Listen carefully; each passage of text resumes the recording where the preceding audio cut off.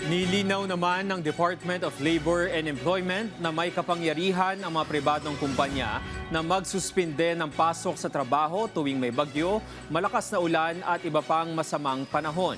Sa pamamagitan ng Labor Advisory Number 14, ipinapaubaya sa pamunuan ng mga pribadong kumpanya ang diskresyon sa pagsususpinde ng operasyon kapag may kalamidad para tiyakin ang kaligtasan ng kanilang mga manggagawa.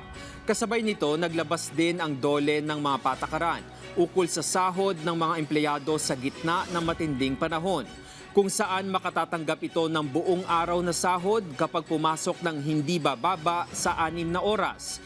May karapatan namang tumanggap ng proportional pay ang empleyado na pumasok ng mas mababa sa 6 na oras. Hinimok din ng kagawaran ang mga employer na magbigay ng karagdagang insentibo o benepisyo sa mga manggagawang pinipiling pumasok sa kabila ng masamang panahon. Binigyang diin pa ng DOLE na hindi pwedeng patawan ng anumang parusang administratibo ang mga empleyadong hindi makapapasok o tatangging magtrabaho dahil sa panganib na dulot ng kalamidad.